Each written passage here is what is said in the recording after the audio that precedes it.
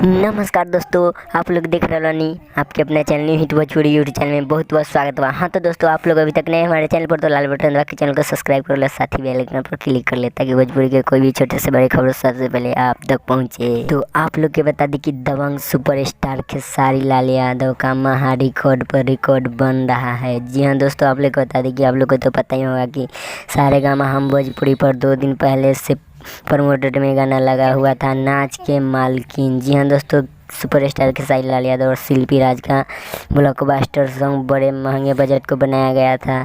सारेगामा हम भोजपुरी पर रिलीज कर दिया गया। 1 घंटे में आप लोग स्क्रीन पर देख ही सकते हैं कि 4 लाख से कुछ व्यू प्राप्त कर चुका है। आप लोग स्क्रीन पर देख ही रहे हैं कि 1 घंटे में 4 लाख से अधिक व्यू प्राप्त कर चुका है और लाइक 82,000 हो चुका है अभी तक। जी हाँ दोस्तों, आप लोग को बता दें कि कमेंट 64,000 हो चुका है। दबंग सुपरस्टार खेसारी लाल यादव का नाच के मालकिन गाना पर बवाल हो रहा है। इस गाना रिकॉर्ड पर रिकॉर्ड महा रिकॉर्ड बना रहा है। तो आज के लिए इतना ही, फिर से मिलते हैं अगले वीडियो में। आप लोग का कोई सवाल हो तो कमेंट बॉक्स में दे और अगले वीडियो में सवाल का जवाब पाएँ। जय हिंद, जय भोजपुरी।